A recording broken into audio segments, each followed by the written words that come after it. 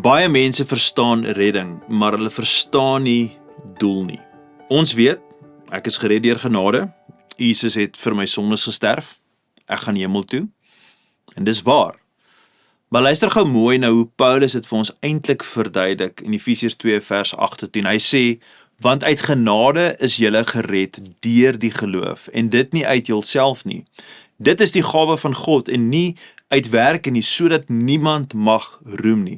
Want ons is sy maaksel, geskape in Christus Jesus tot goeie werke, wat God voorberei het, sodat ons daarin kan wandel. Geliefde, sien jy die volgorde? Ons is nie deur werke gered nie, maar ons is verseker geskep vir werke. So kan ek iets vra vandag.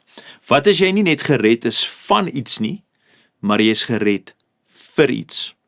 Paulus sê, sy woorde is, ons is sy maaksel. Met ander woorde, ek en jy is geskape, ons is skepsel gemaak deur God. Daardie woorde, of daai woord beteken, God is besig met jou, hy vorm jou, hy werk aan jou, en dan kom hierdie ongelooflike, kosbare, mooi waarheid. Goeie werke wat God voorberei het, nee? Dis goeie werke wat hy voorberei het. Dis waarna toe ons gered is.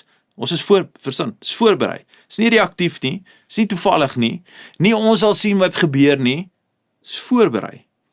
Dit beteken, daar is mense wat jy en ek gaan raakloop, wat net ek en jy kan beïnvloed, uniek, ons, jy, kan daai persoon uniek beïnvloed. Daar is oomblikke wat gaan opduik waar net jy daardie keuse kan maak en niemand anders nie. Daar is dade van gehoorsaamheid wat net jy kan uitleef.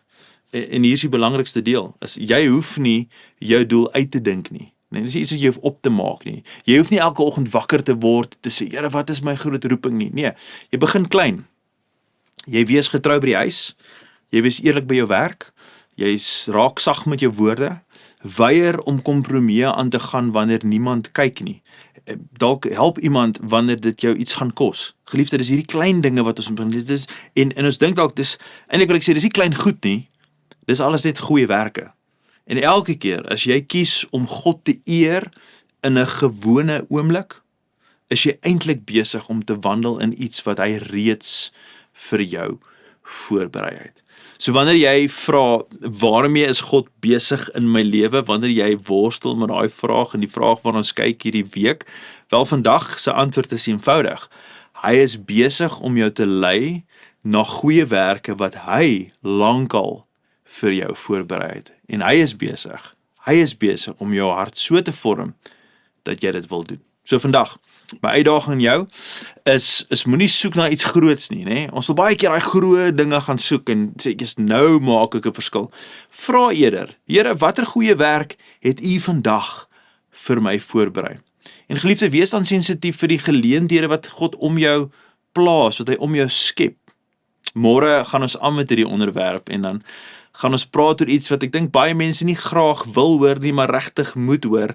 Wat jy nou doen, maak vir altyd saak. So ek hoop ek sien jou môre, en dan gaan ons verder, maar vir nou, kom ons sluit die oë, en ons bid saam. Hemelse Vader, vandag sê ons vir U dankie, vir U liefde, U genade, dankie vir wat U vir ons gedoen het aan die kruis, dat U vir ons gesterf het, en deur geloof in U te plaas, soos Paulus sê, dan het ons redding, dan kry ons redding, maar Here, dankie, dat ons redding is nie om net gered te word, sodat ons hemel toe gaan nie, maar dat ons gered is, en bestem is, vir werke wat U reeds vir ons voorberei het, en bepaal het. En wanneer ons so begin wandel, met daardie ingesteldheid, met daardie doel, met daardie fokus, dat ons arbei, eintlik is ons mede-arbeiders, God, in U koninkryk. U gebruik ons so.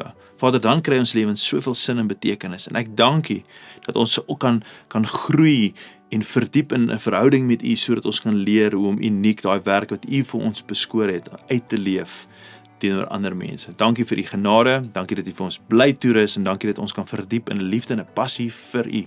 Ons bid dit als in die mooi en kosbare naam van Jesus Christus. Amen en amen. Geliefde, ek sien julle môre. Gaan in vrede. Totsiens.